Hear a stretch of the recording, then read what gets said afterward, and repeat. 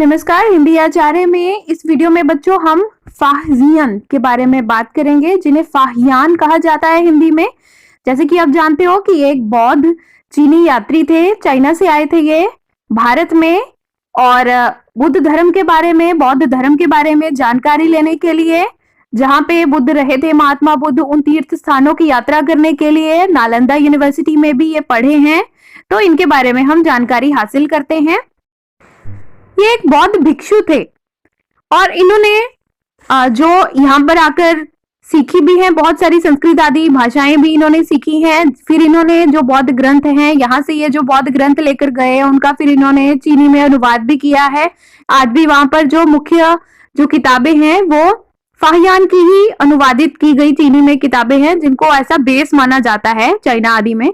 तो ये 399 ईस्वी से लेके 412 ईस्वी तक, यानी कि लगभग 12-13 साल तक ये भारत में रहते हैं। फिर श्रीलंका भी जाते हैं और नेपाल में भी जाते हैं, जहां पर भी कपिलवस्तु है, जहां पर उनका जन्म हुआ था महात्मा बुद्ध का। तो यानी कि ये तीर्थ यात्रा भी करते हैं, भारत की खोज भी करते हैं, रिसर्च भी करते हैं, जानकारी भी हासिल करते हैं और अपने साथ किताबें भी लेकर जाते हैं।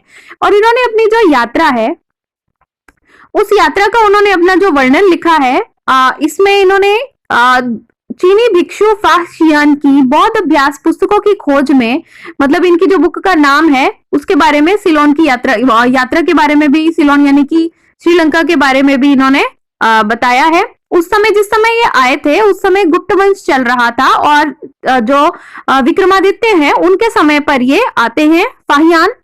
और उनको ये भी लगता है कि जो विनय पिटक है, जो कि बहुत ही इंपॉर्टेंट पार्ट है बौद्ध ग्रंथों का, विनय पिटक का जो ग्रंथ है वो पूरी तरह से पूर्ण नहीं है, इसलिए उन्होंने भारत जाकर जो दूसरे धार्मिक ग्रंथ भी हैं बौद्ध धर्म से संबंधित, उनकी खोज करने के लिए, उनके ऊपर रिसर्च करने के लिए उन्होंने भारत आने का निश्चय किया। और लगभग 65 साल की उम्र में वो अपने भाई मतलब बौद्ध भिक्षुओं के साथ में वो आते हैं, 12-13 साल भारत में रहते हैं और फिर उसके बाद वो वापस भी चले जाते हैं। अब ये देखिए, वापस जाने में उनकी एक कहानी है।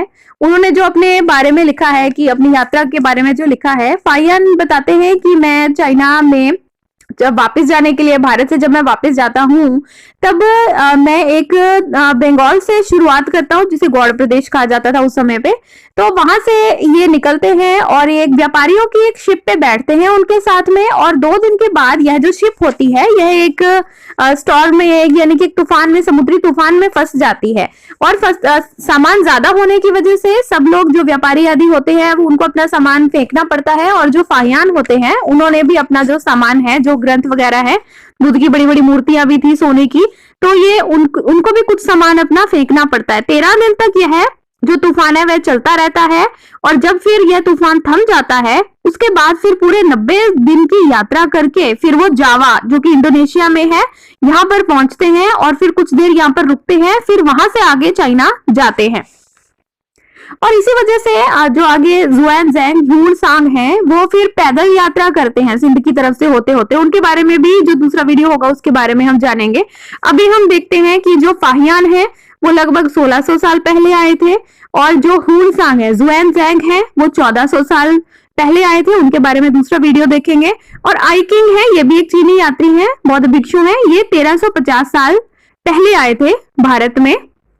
तो आशा करती हूँ आपको यह वीडियो बहुत ही रोचक लगा होगा, नई जानकारी आपको मिलेगी। पूरा वीडियो देखने के लिए धन्यवाद।